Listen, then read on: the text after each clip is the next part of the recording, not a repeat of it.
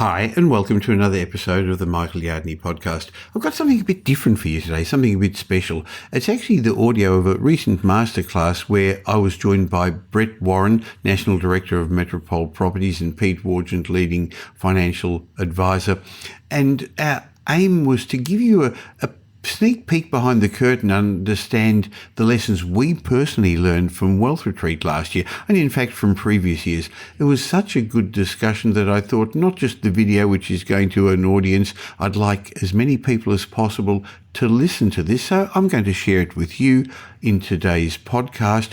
And while we're talking about wealth, it'll be interesting at the end of it when you work out what our emphasis was.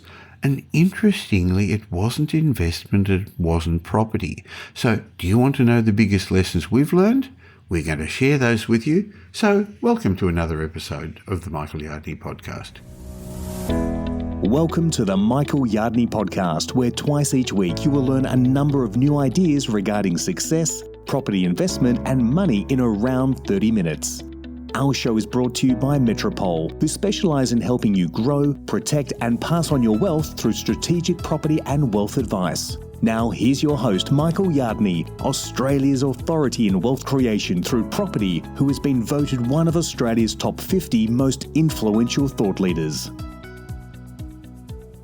Hi, and welcome to this special masterclass where I'm joined by Brett Warren and Pete Wargent, and our aim is to allow you to take a peek behind the curtains and understand what goes on at our wealth retreat each year. Because we're wanting to share some lessons that we personally learned from last year's event that helped us have a great year personally and business-wise and in our investments. Actually, the idea for this masterclass came around when Pete and I had a chat with Brett a couple of days ago, actually last week, and we were planning for Wealth Retreat that's coming up at the end of April this year. And we were discussing how we each individually achieved some great things, the goals we set ourselves over the last year. In fact, over the last decade that we've been going to Wealth Retreat together, what's happened to us personally. So using one of the principles we all share at Wealth Retreat, that of contribution, we're keen to let as many people know about this as possible. Let's call them secrets. I don't like using the word, because we know that only around 80, 100 people are going to join us at Wealth Retreat this year. So we want to share them with a wide community. So welcome, Brett. Thanks, Michael. Good to be with you, and also good to have Pete here as well. He's travelling around the world, and I'm enjoying his Instagram pictures, but it's good to see him in the flesh as well. Hi, Pete. Hi, guys. Good to see you both. Well, Pete, you've been coming for a decade or more to Wealth Retreat, and even though you've been one of the faculty and people love getting your information, I'm always impressed how you sit at the back of the room and you're there the whole time taking notes and planning. So what's your theme? What's your aim of going to Wealth Retreat?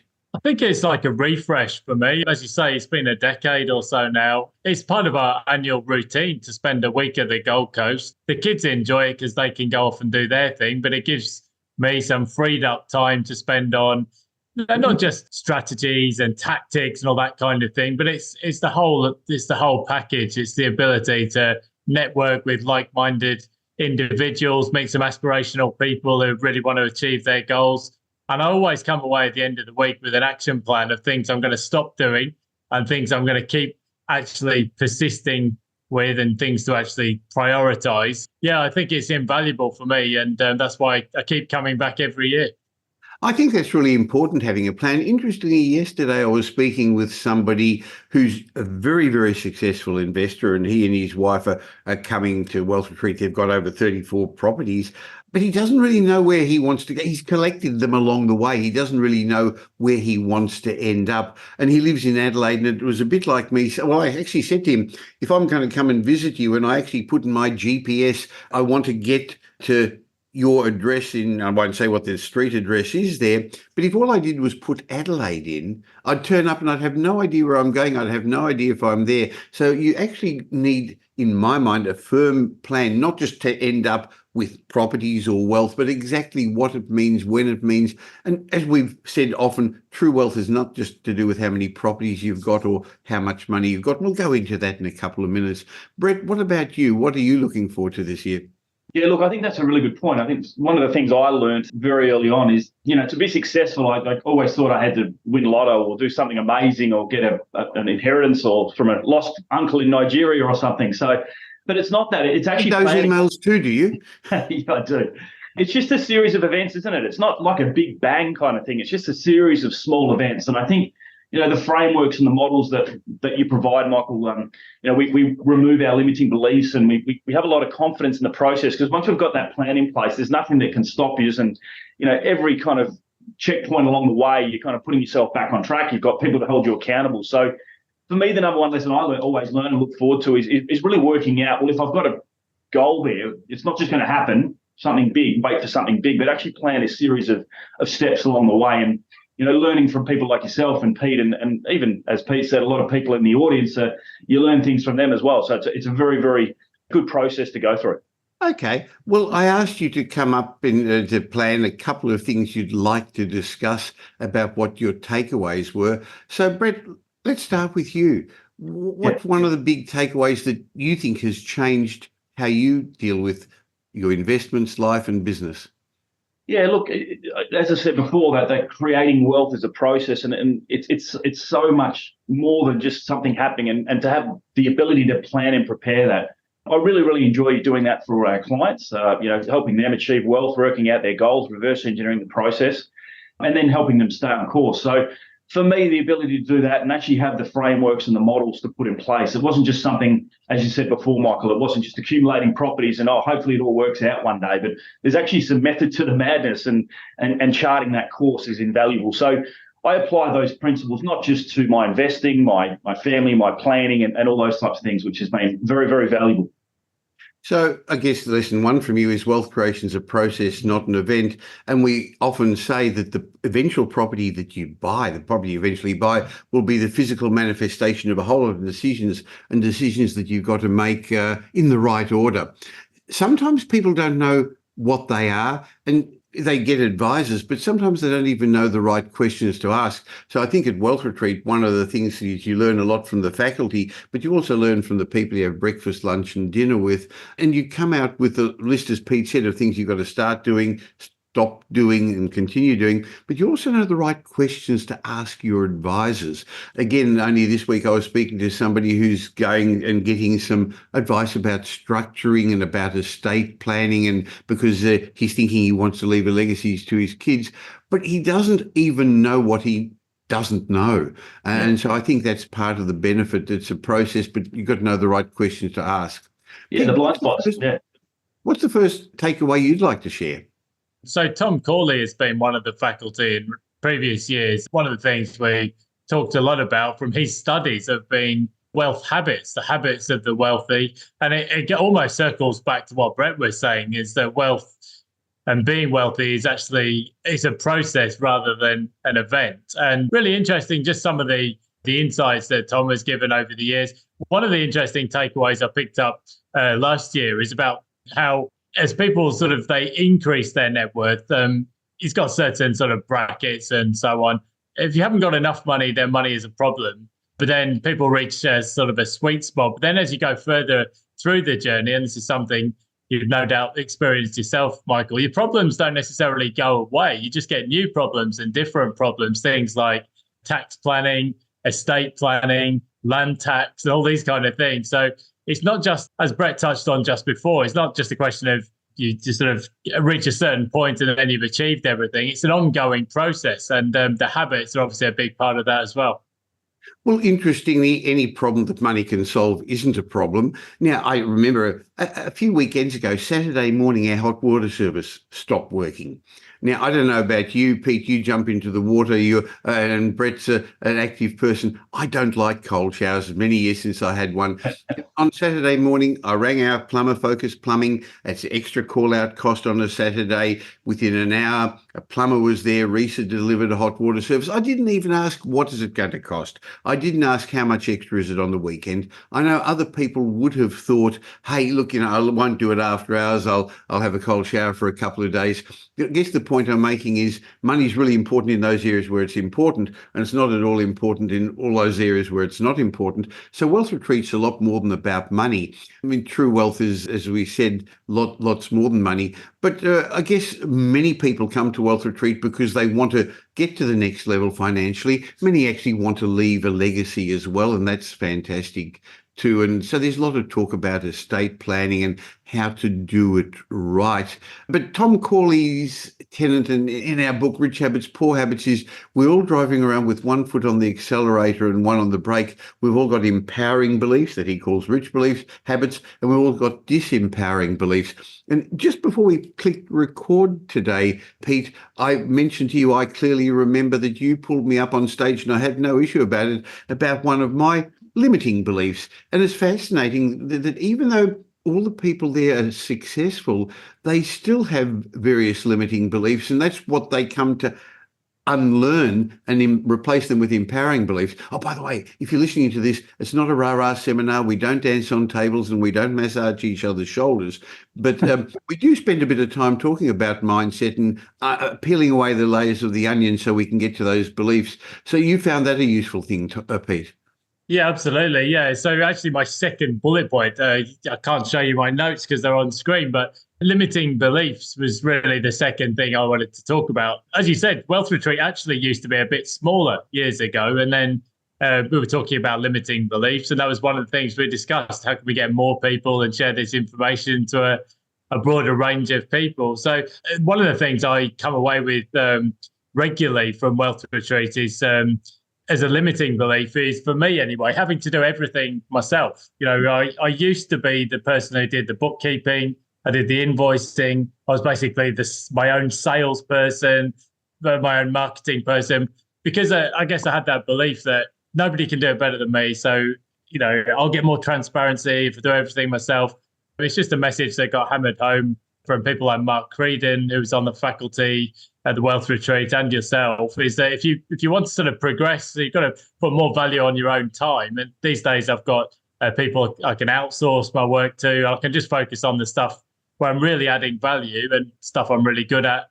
And also I think at this stage in life, the things I enjoy doing, life's too short to be spent doing stuff like bookkeeping and admin if you don't enjoy doing that stuff. So that's definitely a key thing for me. And as you mentioned there, Michael, it was always interesting to me when I first came to Wealth Retreat. I'd see people there who were way wealthier than me. And I used to think, well, why would you bother? Why would you still go to an event like that when you've already achieved, huge property portfolios and big asset bases and this kind of thing and successful businesses? But the answer is in the question, really. It's partly because people do these kind of things and they have those wealth habits. Well, that's why they got there in the first place, and it's the process that's important. I think that's a really good point, Pete. But some people are going to listen to this and say, hey, this is great information, but Wealth Retreat's not for me. Please don't count yourself out. There's about 80 people plus our team that are there. There's about a third of the people are repeat attendees. And I know, and there's a particular person who I won't mention because I'm sure he's going to be watching this, who came to the first Wealth Retreat in 2006. He was a beginning investor, and he's coming back for the 6th or 7th time this time round, and he's got a portfolio of $120 million. And some people would say, well, why is he going there? Is he greedy? And no, he's not. He's going there to keep learning, to keep improving, to keep moving forward. Now, to be fair, he would have probably done really well without coming to Wealth Retreat. But clearly he believes coming back and just investing time in himself is part of the process that got him to where he did. So you're right, it's actually one of the habits of successful people, because you can learn so much from the internet, from blogs, from podcasts, from videos, but it's not the same as immersing yourself with people, is it, Brett? No, it's definitely not. And that's something I've learned. I think Pete might be stealing my notes, because my second point was also around those types of things. And look, we always go to sessions and seminars where there's time management principles and things like that as well. But one of the sessions yourself and Mark did was around, rather than time management, it was time and task prioritization. So actually learning how to prioritize your time. And as Pete said, when you're starting off a business, or sometimes you feel like you've got to do everything. You've got to empty the bins and do the dishes and then do all the big stuff and the small stuff and the accounting and all that. But I guess the benefit we had was the ability to actually go through and label tasks A, B, C, and D. And Mark used a really powerful presentation around the rock, sand, and pebbles, where if you did it all in the wrong order, it all wouldn't fit in. But there's a good exercise there that was learned, and working out what your C and D class activities are, and rather than struggling through them yourself, actually delegating them, giving them the responsibility to other people. And I think Mark's claim was we could get back a day a month with that. I mean,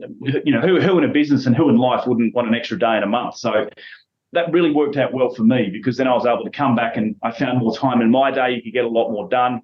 And those prioritization things, rather than managing it, actually prioritizing it, ranking it, and outsourcing some things that aren't, in your highest and best use of your time. And that really made me more efficient as a person, and also as a leader as well. That's really interesting, because we've spent, 15, 20 minutes talking about Wealth Retreat and not one thing about property. Isn't that fascinating? So it's designed to, I guess the theme of Wealth Retreat is, where are you going to be in 5 years' time? It's designed to make the next 5 years of your life the best 5 years of your life. But it is a concentrated version of everything we know about property, tax, finance, property development from our faculty. But I think one of the great things is the networking opportunity of other people as well, because the result, you go home with a holistic plan for the next 5 years of your life, not just in property, not just in wealth, but in 7 areas of your life. And I also then have a one-on-one implementation with everybody to make sure they get benefit from it. So while we've got a great faculty, I think what we've got different to it's not a get-rich-quicker seminar, and it's designed specifically for networking, because I think one of the big challenges I find when I speak to people is isolation. They don't have the right peer group to get them to the next level. And also the content is such that it's for those people who need that top 1% of information, the stuff that's not on the internet, the stuff that's not in the books. And while it's not for everybody, if you want to get there, why not emulate these successful people, Brett? Well, yeah, imitation is the best form of flattery. And, if you want to get somewhere, having a mentor and having somebody who can put you on the right path and track and bounce ideas off. And I know you always say it takes 30 years to become financially free and financially independent, because most people aren't making mistakes. And if you could do that and wipe out a whole 10 years just by sitting with someone and learning their lessons and following their frameworks and models, and it'd be so much more efficient. So as you said, that's how we help people make the next 5 years the best 5 years, by making all those plans and actually having someone there to point you in the right direction. See, I think Pete and I and you have learned over the years, while initially you want to do it all yourself, and to be fair, when I started, I think it was partly because I was cheap as well, on your own, you actually are vulnerable.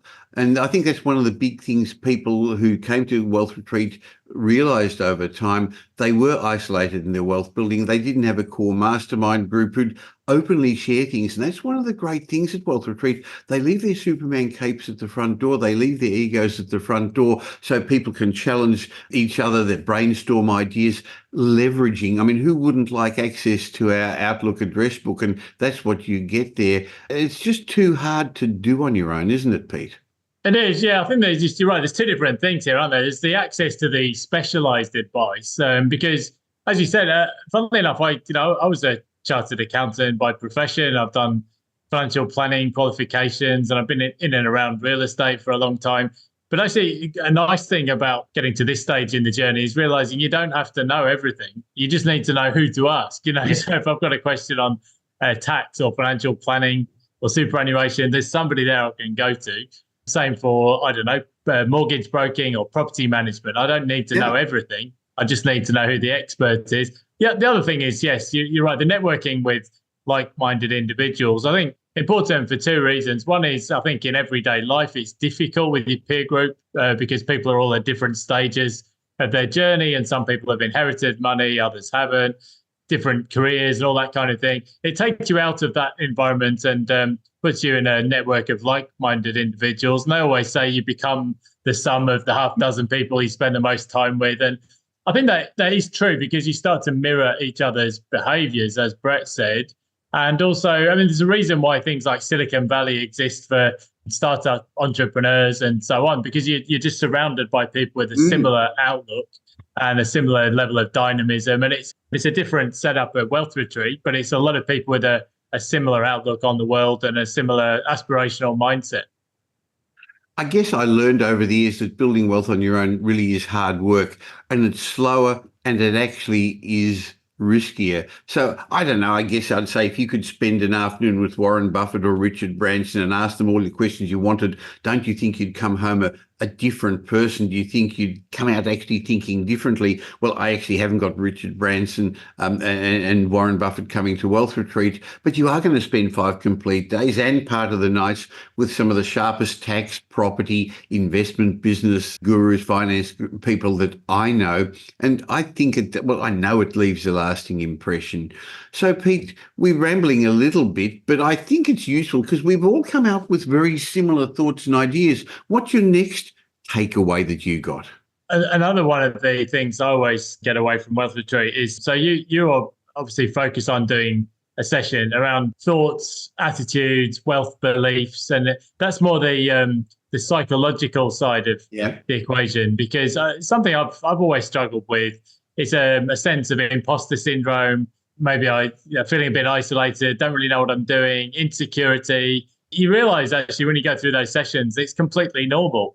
And you also do some good... Sorry to overtalk you, Pete. Even the wealthiest people in the room have the same things that probably driven them to become the wealthiest people in the room, a feeling of I'm not good enough or I've got to prove myself.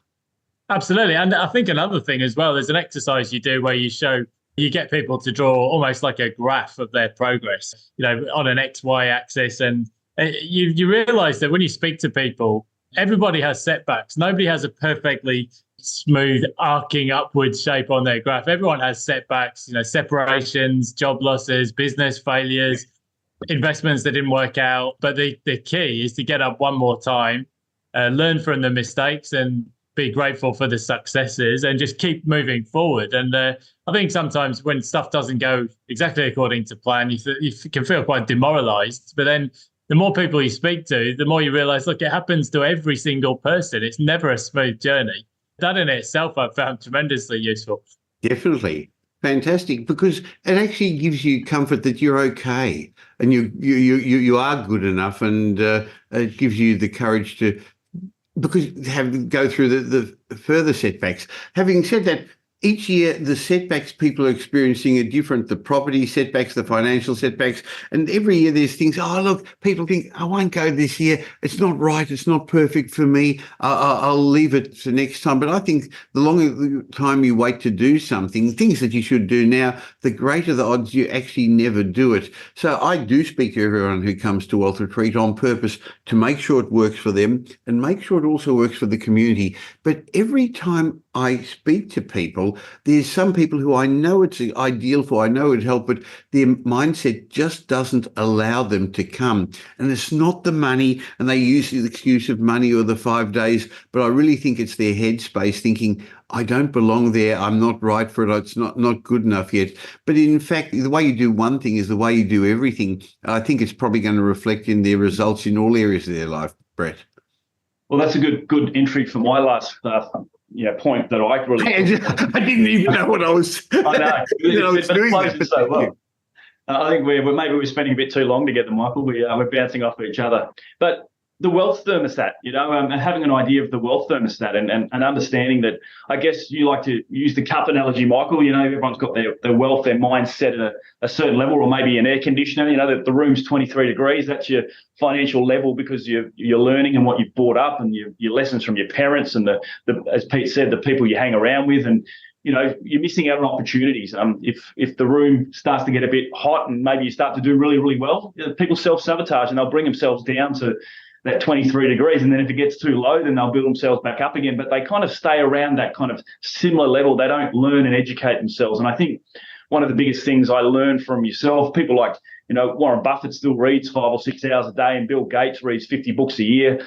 I think, yourself and Mark are probably the most, I guess, self-educated people because you're always reading and listening to podcasts and coming up with new ideas. And, really pushing that mindset and that wealth thermostat. So when opportunities do come up and hurdles do come up, you've got ways to overcome those types of things and raise that wealth thermostat. So I think that's something that's really, really important. We talked about mindset, but really opening up your mind, learning different things. And sometimes people have their mind closed that, they don't see these kinds of opportunities that come up. And I guess without spoiling the other exercise, Michael, that you like to do is helping people work out exactly where they are with their wealth thermostat and their mindset, and what is your wealth thermostat set for? So there's a good exercise there. I might not want to spoil it, but well, I think it's worthwhile saying to the people viewing and listening to this, because if you're wondering the average Australian's thermostat is set for hundreds of dollars. That's all they feel comfortable with. As soon as they get some money, they spend it. And wealthy people, it's often set for hundreds of thousands of dollars.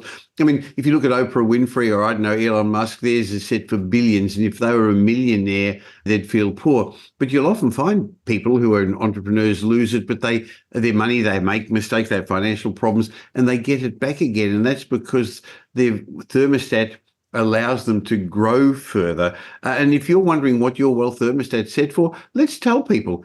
And they won't like the answer. It's what you've currently got now. And you're going to say, that's not fair, Michael. I'm still starting my journey, or my boss isn't good to me, or my parents didn't do that, this or that. Everything you're in the habit of doing now, you're in the habit of doing, and everything you're in the habit of not doing, you're in the habit of not doing. Maybe I could put it differently. I'm just thinking about this. We are today exactly where we are because of decisions we made 5 years ago and 10 years ago, 10, 12 years ago, Brett. More than that, you were a client of Metropole and you made a decision to, hey, I want to work for Metropole. And the decision you made then has now made you my business partner, and you're in the position today because of things you did a number of years ago, which interestingly started with a seminar that your wife, Abby, took you to. So people position where they are in their life, in their relationships, in their career, related to what they did, what they thought then. And that's the reason we say at Wealth Retreat, where are you going to be in 5 years' time? Because the decisions you make over those 5 days is going to put you in a very, very different position in 5 years' time. Just like many years ago, I read a book of Pete's. Pete was just starting off and he'd done his first book. And I actually reached out to him and said, can I actually run some of your articles in Property Update? And that decision has built a great friendship, a camaraderie, some business things we've done together. And I hope in some ways has also helped Pete grow. So the decisions he's made at previous Wealth Retreats has, I know, given you some great business opportunities, Pete. It really has. Actually, you made a good point there. Just one of the things I like about Wealth Retreat, we've talked about some of the general stuff. What about the specifics? The fact that it's evidence-based. I always enjoy, for example, sessions on property development and looking at how projects work. And you made a really good point there. I remember doing some work with Brett maybe a dozen years ago. He was showing me the numbers on they built a couple of houses in Brisbane and then bought an established house in Brisbane to renovate. And when you actually think about what some people were doing a dozen years ago, they went to the wrong seminars, they were buying off the plan high-rise apartments, and their lives financially have gone just backwards for a decade.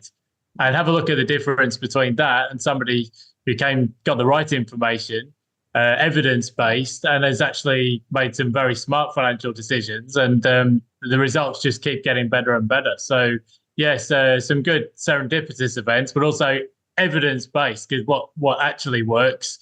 Well, you always run through the numbers, and I definitely enjoy those sessions for exactly that reason. Well, Brett's going to explain exactly how we do our research, where we do, but that's only half of it. The next half is actually how you interpret it and how you use it and what's important. Clearly, Andrew Wilson is going to be giving a great update on where the property market is. You're going to be talking, Pete, about where the economy is and the macro pictures about that. Simon Kirstenmacher is going to spend time talking about where we're going to be in 10 years' time, because if we're business people and property investors are business people, we're providing a service, and probably 80% of people at Wealth Retreat are in their own businesses as well. It's going to be really important to understand the demographic changes that are going to drive housing demand, business demand, how we live, where we want to live. That's pretty certain what's going to happen with demographics. While we don't know who's going to be in government or what interest rates are, or what the financial system is going to allow us to do or not to do, how many of us there are, how we want to live, what stage of our lives we're in,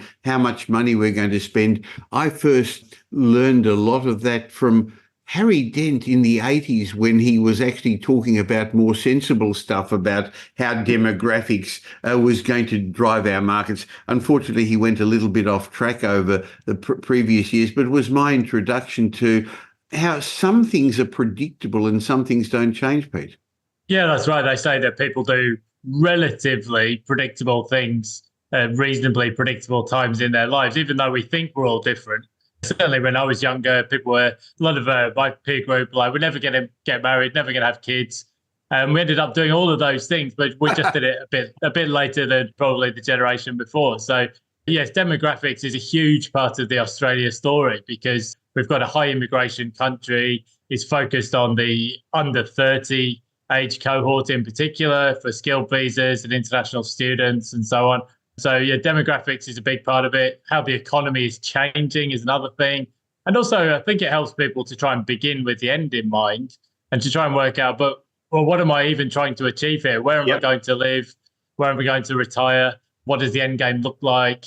We try to project forward to how Australia will look 20 years from now. And that can itself be pretty useful, just in not just as an investor, but also just from a strategy point of view. And from a lifestyle point of view, where are you going to live and what are you going to do? Definitely. Any more tips that you've got on your list there, Pete, or have we run through those? I think that's the main ones. Yeah, it's a combination of the psychology and then the evidence-based strategies that we know work, and just having access to a specialised panel. So realising I don't need to know everything, but if I can have access to the people who do know everything, then everything works well. Maybe one of the things I'd like to share is the importance of immersive experiences. I remember a couple of years ago, I was on a break in North Queensland where we got away from the hustle and bustle of business, of life, of investing. And I never forget, it was a particular day and I was walking down the street in Cairns, licking an ice cream. I went to an ice cream, you know who I was with, Brett, at the time.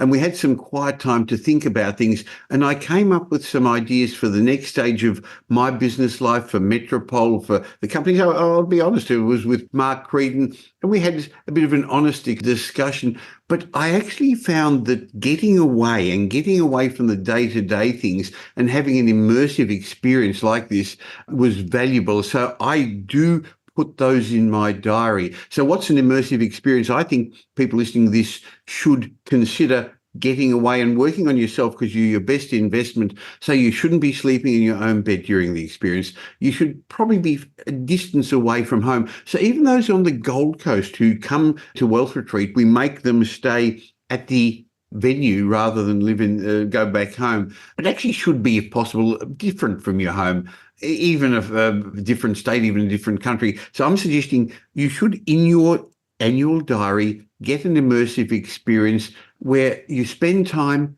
away, mostly with people you don't normally spend your days with. And you should break bread with them and share stories with them and engage in activities that you wouldn't normally do your normal work day. Now, I'm not saying sit on the beach and sip Mai Tais and do things like that. It doesn't really work as well that way. So I do schedule 3 or 4 of those. And in fact, tomorrow, after we're recording this, Brett and I are actually getting away for 3 days with our team and with a group of business people at Mastermind Business Accelerators Intensive. So I have in my diary 4 of these immersive experiences a year to help me work on me. And I believe if anyone's listening to this, you should at least have 3 or 4 of those elements I mentioned. You will now call immersive experience, and actually get into that. And then you work on yourself, because the results are truly magical. And again, one immersive experience you should lock into your calendar, and it's not too late, is Wealth Retreat at the end of April on the Gold Coast this year. And in fact, joining us could probably satisfy all 6 of those criteria I've got of an immersive experience. So check out the details at wealthretreat.com.au. Register your interest. You can't book in. I speak to everyone for 2 reasons. Firstly, I want to make sure it works for you. don't count yourself out. The other reason is I want to make sure you're going to be the right person, because the community, we protect a little bit a group of people to make sure that they help each other. But interestingly, history has shown that this stage of the economic and the property cycle is when in the past lifetime wealth's been created by those who know how. So don't miss this opportunity to learn the advanced property, finance, business, structuring, risk mitigation, tax strategies, economic strategies from Australia's leading experts in an immersive experience. It just doesn't compare to reading blogs, watching YouTube videos, listening to podcasts. So, Brett, thank you for your time. Pete, thank you for your time. Any last message you'd like to offer somebody who's thinking, I'm not really sure if it's ready for me? What about you, Brett? What would you say to them? Look, they won't regret it. That's the first thing. I don't think I've had anyone there that I've spoken to that never, ever regretted it. And when was the last day that's, you talk about immersive and those types of experiences and just working on yourself and your mindset. When was the last day? Ask yourself that you spent 1 or 2 days doing that. Imagine doing it over 5 days and having some of the minds and the leaders that we've got on offer. So it's something that you won't regret. Absolutely. Pete? Well, one of the interesting observations I've got is that I'm still connected and friends with people. I met at Wealth Retreat in 2013, 2014. So some of the connections that you can make can be invaluable. So you just don't know. Like I talk about serendipitous events and things like that. Well, the networking aspect for me alone just makes it worthwhile. And even if you pick up just a few tips, it would pay for itself. But obviously, in a week of immersive experience, you're going to get a whole lot more than that. So, yeah, worth every cent for me. Fantastic. Well, I look forward to catching up with you guys there. And I hope some of the people watching this and listening to this are also going to join us at Wealth Retreat. Go to wealthretreat.com.au, read all about it, find out about the great faculty, and why not spend 5 days on the Gold Coast with us? Thank you, guys. Thanks. Thanks, guys.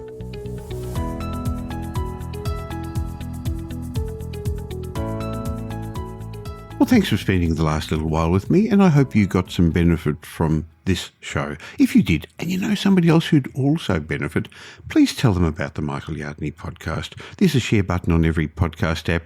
On Apple Podcasts, there's 3 little buttons down the bottom. Press it and share it, or just tell them about the Michael Yardney podcast. I hope you're going to be doing them a favour, and you'll definitely be doing me a favour and helping me in my quest to make as many people as possible financially literate. Now, there's ways of catching up with me between these shows. Just look for Michael Yardney on social media, or why not join my private Facebook group? Go to Facebook and look for the Property Update Facebook group. And I have a way of saying thank you to you for subscribing to this podcast. Go to podcastbonus.com.au. There'll be a link in the show notes, podcastbonus.com.au, where you can get a bunch of ebooks and reports. My way of saying thank you. And when you've got time, why not listen to some of the old podcasts? There's individual lessons in each of those that I think would be helpful for you. I'll be back again real soon. In the meantime, have a great week. Make it a great week. Thanks for listening to this episode of the Michael Yardney podcast, which was brought to you by Metropole, who help their clients grow, protect, and pass on their wealth through strategic property and wealth advice. If you like what you heard and don't already subscribe, you'll find us on iTunes or on your favourite Android app as the Michael Yardney podcast. Watch out for our next show, which comes to you twice a week, and you'll learn some new ideas about property investment, success, and money in around 30 minutes. To get more of Michael's thoughts, go across to www.propertyupdate.com.au and sign up for his daily morning briefing, and you'll hear from not only Michael, but a group of leading property success and money experts. And just a reminder that the information you heard in this show today is general educational advice and not specific investment advice, as we don't know your personal circumstances. If you're looking for specific advice, why not ask the team at Metropole to help you?